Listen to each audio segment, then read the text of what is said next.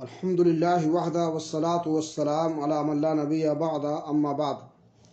سامعین کرام، دروس توحید میں آج کے درس کا عنوان ہے شہنشاہ، قاضی القضات اور اس قسم کے الفاظ و القاب کی شرعی حیثیت،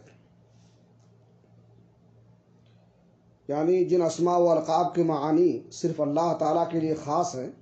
توحید کا تقاضا ہے کہ ایسے اسماء اور القاب صرف اسی کے لیے استعمال کیے جائیں، مخلوق میں سے کسی کے لیے ان کا استعمال جائز نہیں ہے۔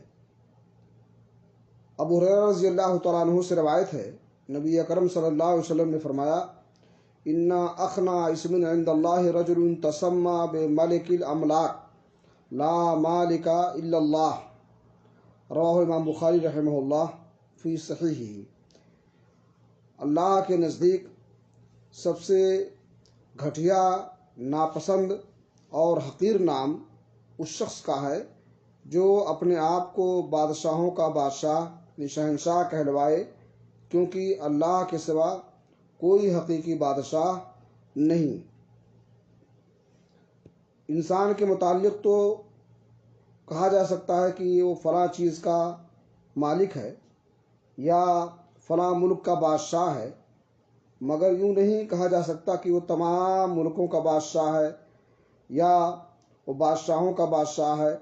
لہذا توحید کا تقاضا یہ ہے کہ مخلوق میں سے کسی کو شہنشاہ نہ کہا جائے، اور اگر کسی کے نام کے ساتھ کہیں لکھا ہوا ہو تو اسے مٹا دیا جائے اور ختم کر دیا جائے۔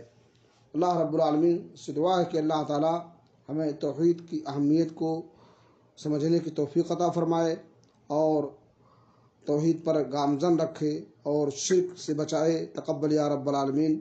صلی اللہ علی نبینا محمد وعلی آلہ وصحبہ اجمعین۔